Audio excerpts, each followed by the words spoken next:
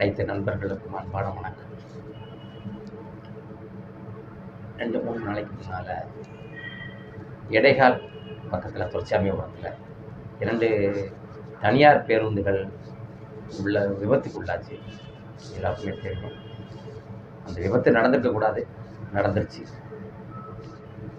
விபத்து நடந்த பிறகு பார்த்தீங்க அப்படின்னா பொதுமக்கள், அடுத்து காவல்துறை அதிகாரிகள், தீயணைப்பு அதிகாரிகள் எல்லோருமே கூடிய விரைவில் வந்து அந்த மக்களை காப்பாற்றி தென்காசியுடைய அரசு மருத்துவமனைக்கு கொண்டு போயிருந்தாங்க. தென்காசி அரசு மருத்துவமனையில் இருக்கிற மருத்துவர்கள், செவிலியர்கள் இருக்கிற எல்லாருமே ஒரு 6 உயிர் போயிருந்தால் கூட மற்ற உயிர்களை மிகவும் ரொம்ப போராடி அவங்களால முடிஞ்ச இதை நல்லா சிறப்பாக பண்ணியிருந்தாங்க. அதுக்கு நம்ம அவங்களுக்கு ஒரு வாழ்த்துக்களை, நன்றி நம்ம சொல்லிக்கிறோம். அது மட்டும் இல்லாமல் நாம் தமிழர் கட்சியிலேருந்து நாங்கள் அடிக்கடி தென்காசி மருத்துவமனையில் நாங்கள் ரத்தம் வழங்குறத வழக்கமாக வச்சுக்கிட்டு இருக்கோம்.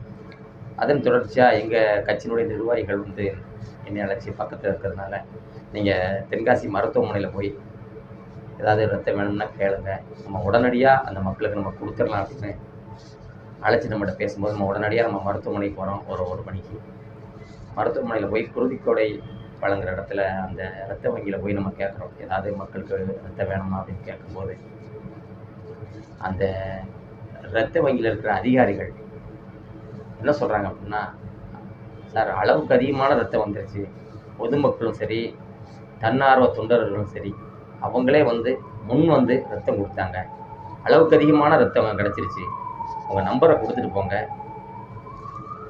தேவைப்பட்டால் நான் உங்களை அழைச்சி அப்படின்னு சொல்லும்போது அதை கேட்கும்போது ரொம்ப மகிழ்ச்சியாக இருந்துச்சு. என்ன அப்படின்னா, தமிழ்நாட்டில் அந்த மனிதநேயம் இன்னும் செத்து போகலை.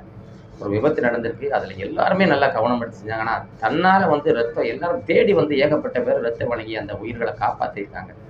அதுக்கு பொதுமக்களுக்கும் கூட இருந்த மருத்துவர்களுக்கும் எங்களுடைய நாம் தமிழர் கட்சி சார்பாகவும் என்னோட சார்பாகவும் ஒரு நன்றியையும் வாழ்த்துக்களையும் தெரிவிச்சுக்கிறேன். நன்றி, வணக்கம்.